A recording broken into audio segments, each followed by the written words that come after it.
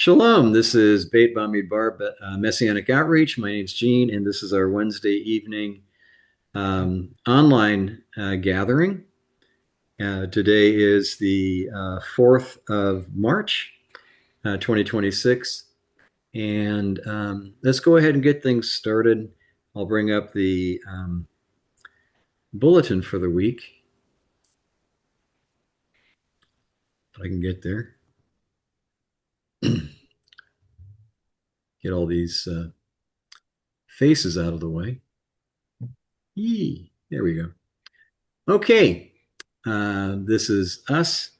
Our even though today's the 4th, the bulletin is set for Sabbath when it's handed out on March 7th. Um, so it looks a little different than what you may be thinking of. Okay, our regular meeting 9:30. We begin, and we are required to be done by 11, so we tend to do things pretty quick. The residents there like to get set up for lunch. But we're meeting at the Idaho State Veterans Home in Post Falls, Idaho. The address is here, so you're welcome to come and visit.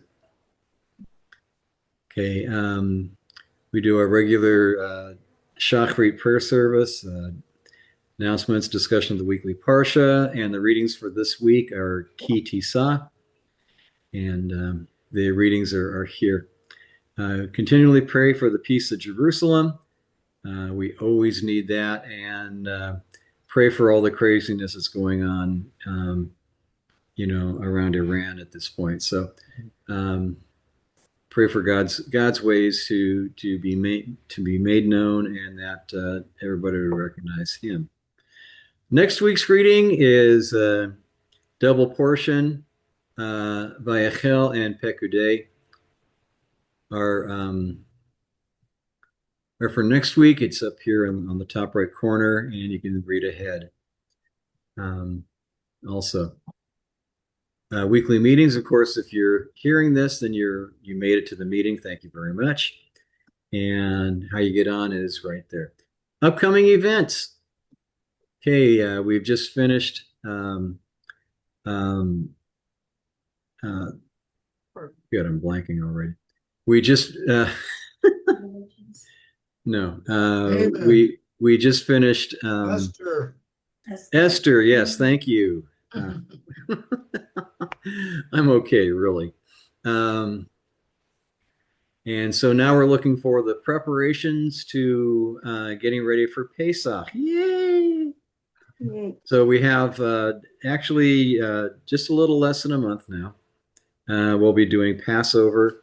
Again, a reminder: go through all your stuff, clean out your chametz and all your yeast from your refrigerator, your freezer, your pantry, anything that you've got stored up food-wise. Make sure you get all that cleared up and used up by the end of the month. Okay. On the 18th of the month is Rosh Chodesh Aviv, or the month of Nisan. The biblical New Year, he says that the first day of the Aviv, the month of Aviv, I should say. So we should be looking for any time now. Someone should be spotting the Aviv in Israel, just to make things kosher. And once that's done, the next new moon, which should be March 18, by then there should be plenty of Aviv visible, and then we'll start counting down. And then beginning April is Passover, and things will be going on from there. Okay, so 8 days, 7 days total of no leaven in the house. And we'll talk about that a little bit more as we get a little closer to it. Okay, questions, comments, rebukes on our bulletin or upcoming events?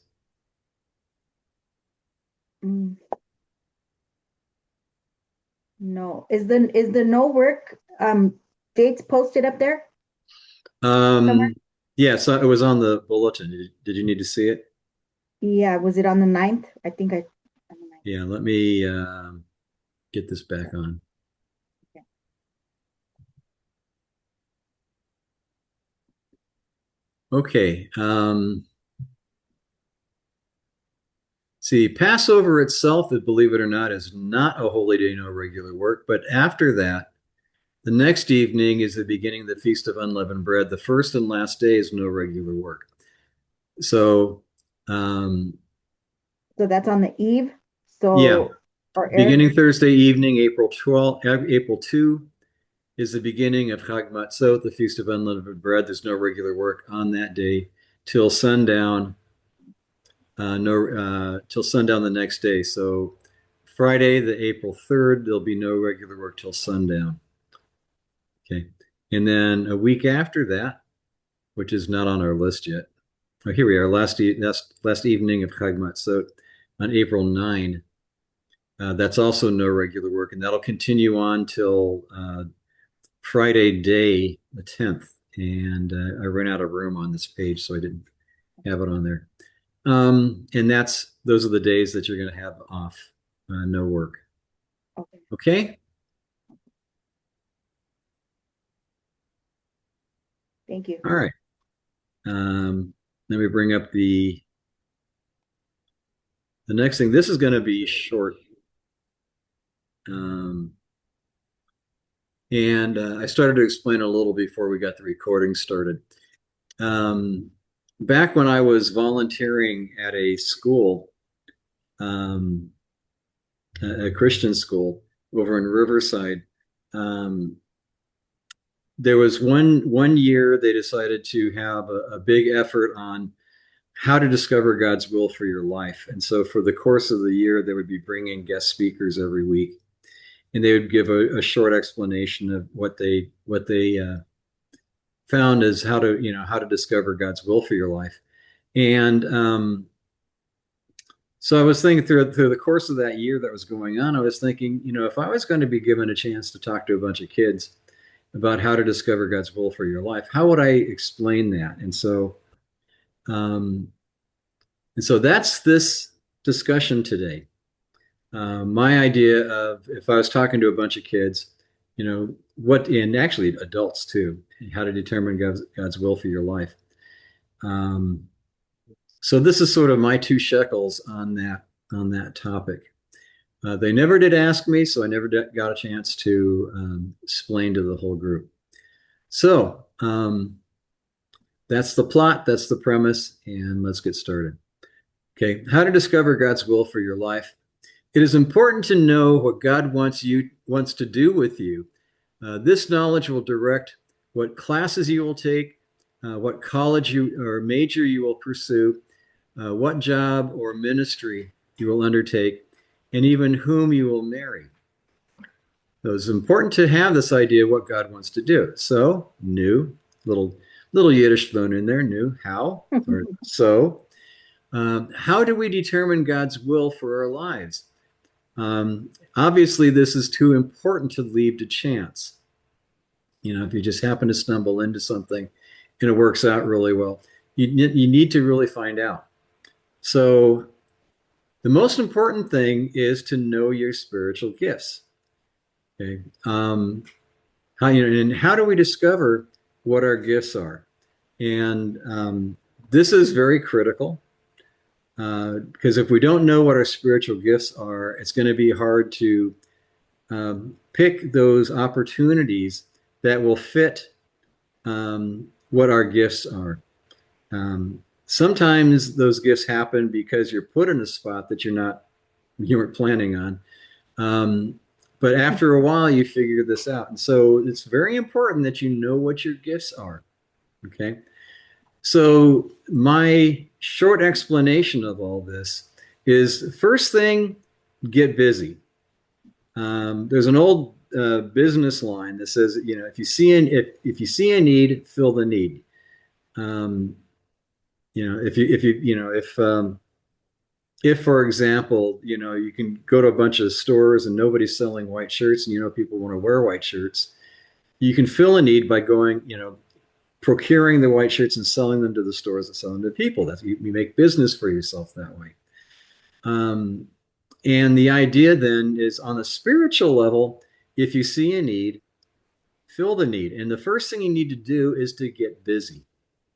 Um, as you are hanging out in your congregation, even at school or whatever it is that you're doing, you might see something that needs to be done and no one's taking care of it.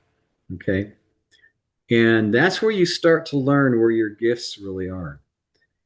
Because as you're doing the things to fill the needs that you see, things will happen in such a wonderful way that you'll learn eventually what your gifts are, what your strengths are, and also what your weaknesses are. It's not a problem if you're weak in a particular area. That just means it's room for someone else to step up and shine there. But you will always have a thing to do, something that God will call you to do. And the idea is you're going to see that need. When you see the need, do something about it. Try to do something about that need. Sometimes it's purely spiritual. Sometimes it's training for us and doing something physical. Okay.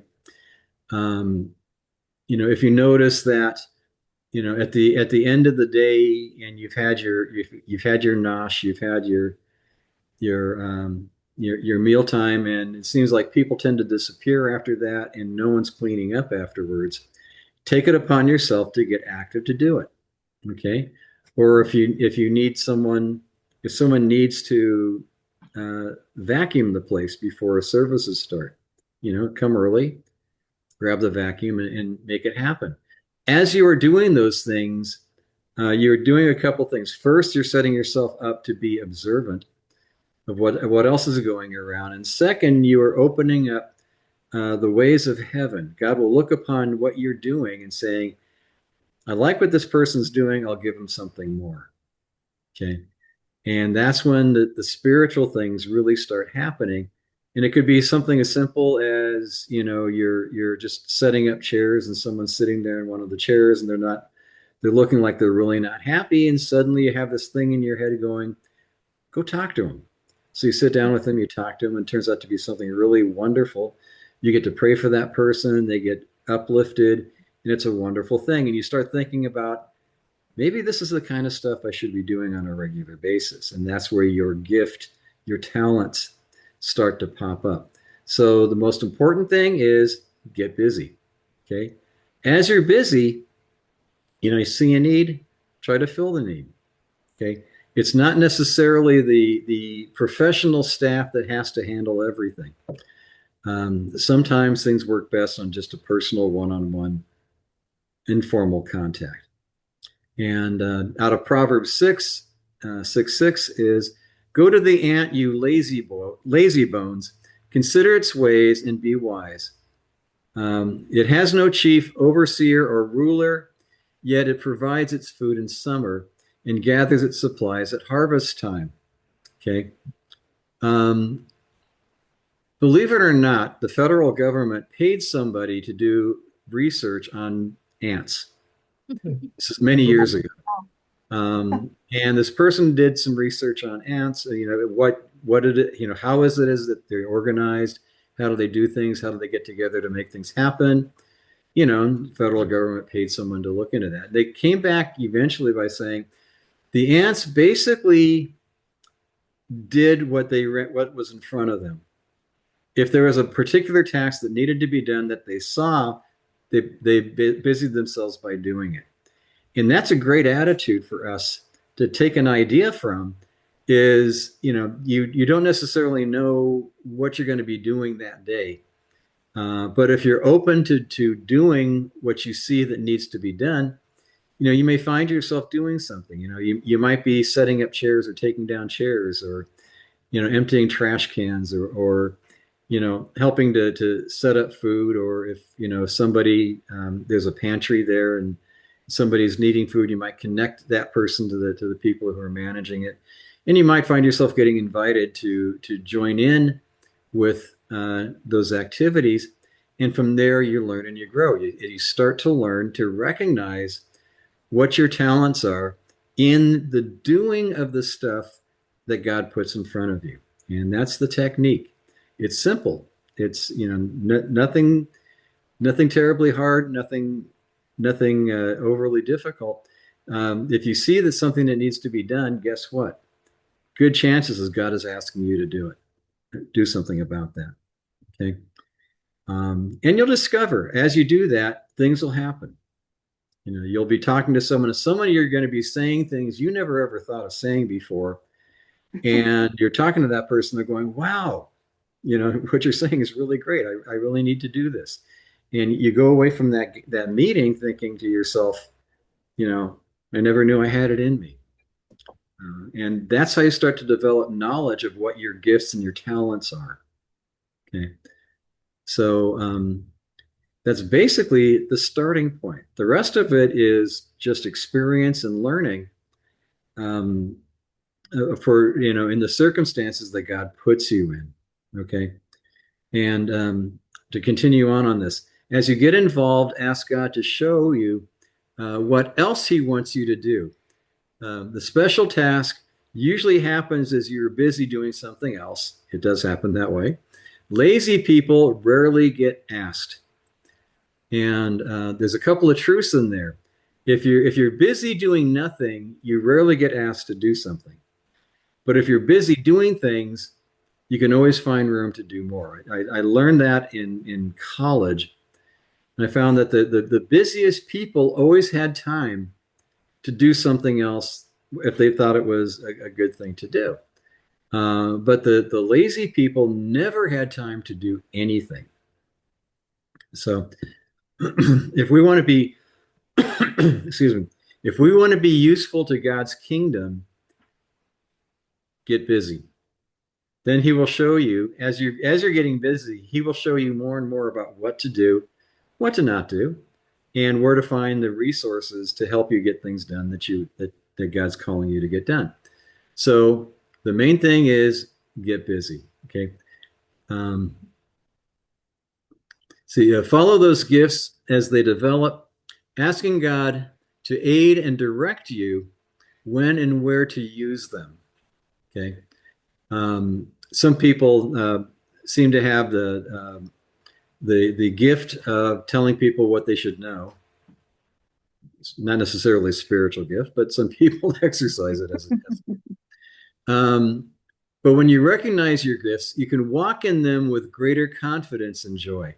If you know this is what God's setting you up to do, and you'll discover this over time. Sometimes when you're looking back on various different things that's happened, that God has worked through you in one thing or another, and you realize that, okay, I'm seeing this more, I'm catching that I'm doing this more often.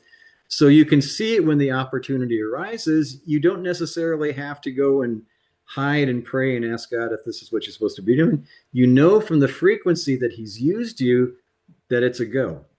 When the opportunity arises, just go and deal with it because God will be with you and work through you in a miraculous way because He's done it before. So our confidence grows, our contentment grows, our comfort level grows, and we can do things that we wouldn't normally think of doing, except that we've seen it happen. We've seen God happen in our lives, and now we gain confidence.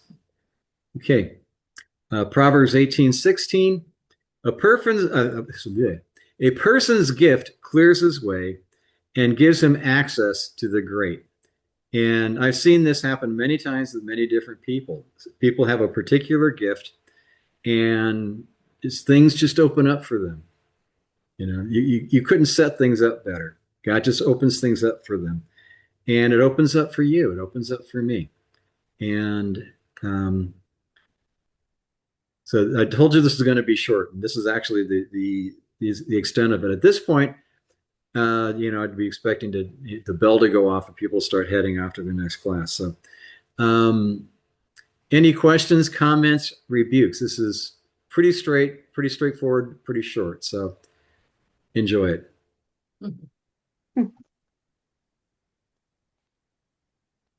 Any thoughts?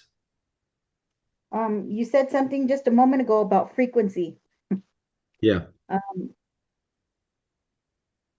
Are we talking about like our direct like communication with God or actual frequency that's around us? Um, okay, our recognizing that God's wanting us to do something um, uh, does not come from our own impetus and our own desire. It usually hits you as a thought or something says something that just sparks in your mind. Oh, I got to pay attention to this. Um, and you discover that things work out really, really well, even though you weren't sure at all that you were hearing God's voice when He said, "Go and do this." But when you do, you may find out sometimes it might be just your own desire to do something, and you need to differentiate between when God says go do it and when you think you should go do it. Um, or you just do it and things wonderful happen, and you're left, flabbergasted. How could have I have ever done this? God, without you and your spirit making this happen, it's a wonderful thing. And when you see that happens, you're a little more inclined to jump into that, to get to take the opportunity to say something or to act about something, and to so it develops, and you'll learn some things work, some things don't work. Um, and just keep your enthusiasm up, and sometimes God wants us to choose to do something. So he'll give you the idea, but then won't give you much else in the way of encouragement until you say, "Yeah, I think God wants me to do this, so I'm going to do this." And so you say something or you do something, and um, over time you develop a recognition for when that happens. When you're hearing from God, it's. I think it's going to be different for everybody. Some people, it's just a thought that enters your head. Some people might say they actually hear God say something. Um, you know, Like a dream? I'm not going to, require that it has to be one way or another.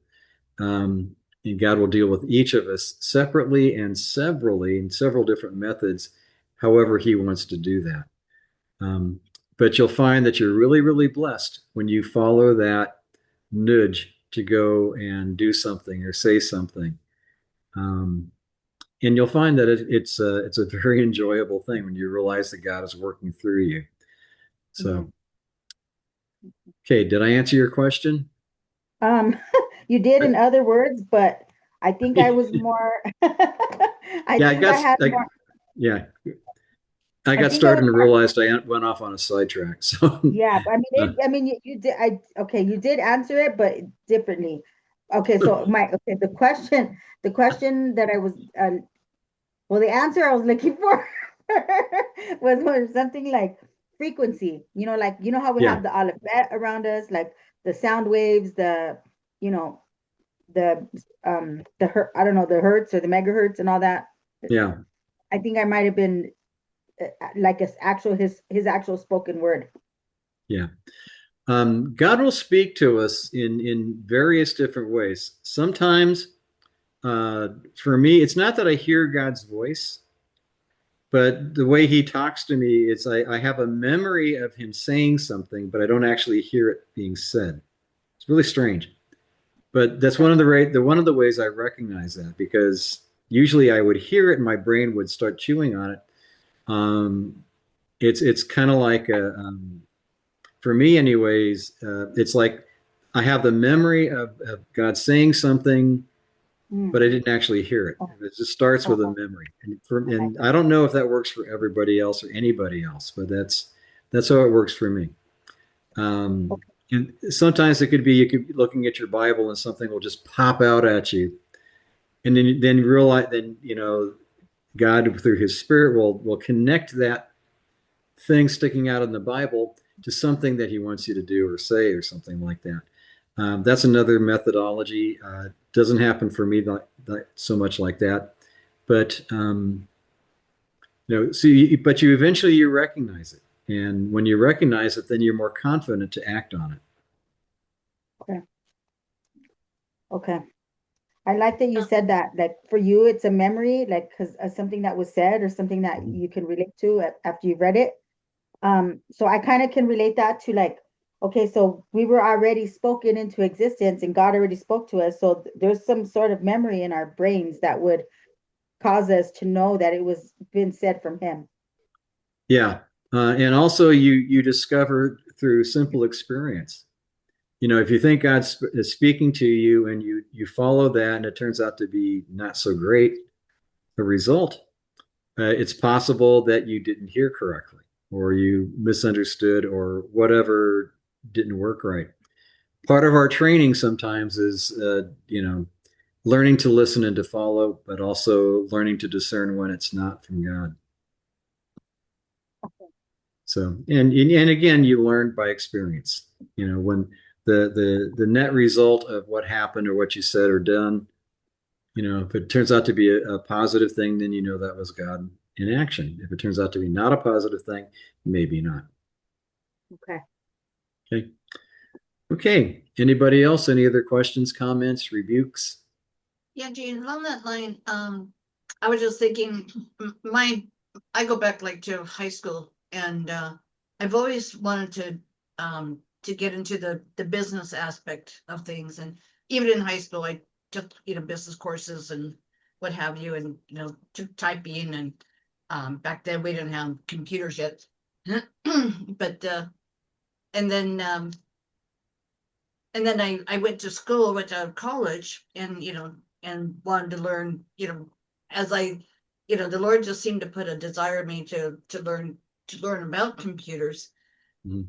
And from that then evolved, I got a teaching job at Cerritos College, and I enjoyed that. In fact, my boss wanted me to go back to school to become a teacher, and I told him that I was too old. But um, so, in any event, but what I'm saying is, it's like, it's interesting to see how God has taken me, like, from way back to from high school, and then I, go and get, learn about computers and learn how they work, and then get involved with the Messianic, synagogues, and our first one I was a treasurer, and some cut I was a treasurer, and just Mhm. then I was also too, I was taking accounting and learning about accounting, uh and so as he takes you through these different avenues, it's not only he brings you through it, but then he also places you in positions of, so that you can serve others, with what he has taught you. Mhm. uh Hmm. and so it's really neat just to kind of see, the um his guidance in just about everything, going looking back at my life, and then don't cut yourself short, because then later on in my life, then I became a bread maker, became a challah maker. So then I don't know where that came from, but just Are suddenly you it's like, talking about actually holla? huh? Are you saying you actually made holla, or are you talking about being the breadwinner?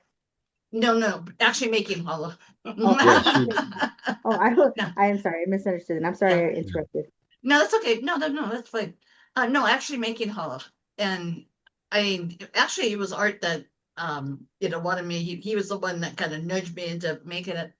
And at the time, you probably don't know so much my history, Bernadette, but because my dad was living with us because he was on hospice, and so I thought, okay, now I have some time, because he wanted to attend to him, and so while I attend to him, I was also teaching myself how to make challah, Oh, and okay. so then things started just kind of evolving from there as well. So you never know what where the Lord's going to put you, or how He's going to use you Yeah, in different things. I agree. I agree. I think I've kind of in the. I think what you just said, I'm in line to follow the very same steps, because I had no idea. I didn't know anything about computers. I didn't know anything about. I could barely use my cell phone, Mm, and now it's like I don't know where it came from, but all of a sudden I can teach, and then I got the teaching job, same like you. I got the teaching job, and now I'm teaching, and like all of a sudden these things are just at my fingertips and I can do it. And Yeah. I couldn't even, I barely knew how to text. Baruch And Hashem. so yeah. I, yeah, and I just turned 50. So I just am thinking to myself, like, oh my gosh, at my age, and then the instructor that I'm taking over for 2 years ago, she said she went back to school and she got her bachelor's in, I, I forgot what she said she got her bachelor's in, but she's using that. And now she's teaching at Citrus College and she's 62. Mm. So I was like, oh my God, you went to school 2 years ago?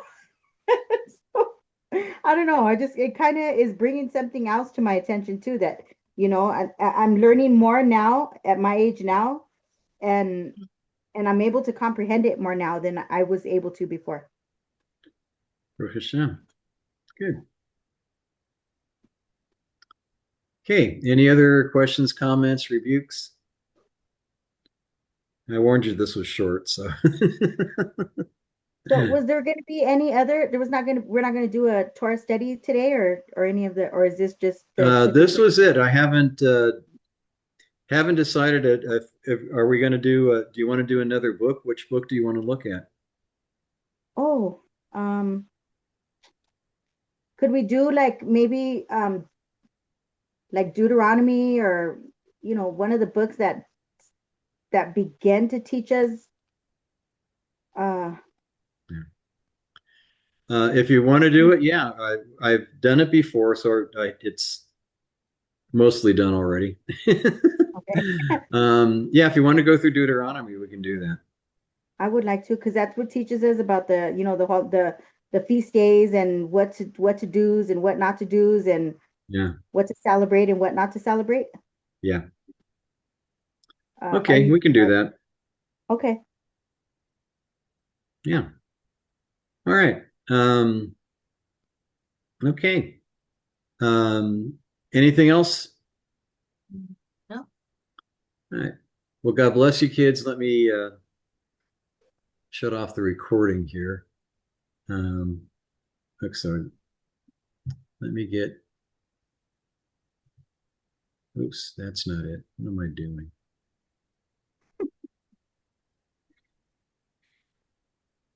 Burden of debt, you need to help him.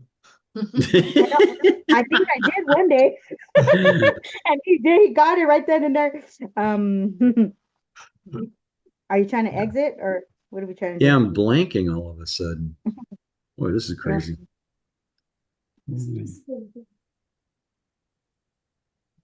Okay, the X is at the way top right. Yeah, That's what we're looking for. I'm not sure. yeah. Oh, I see what I'm doing wrong. Okay. There we go. That helps a lot, doesn't it? All right, let me get this off. Oh, here we are. Yeah.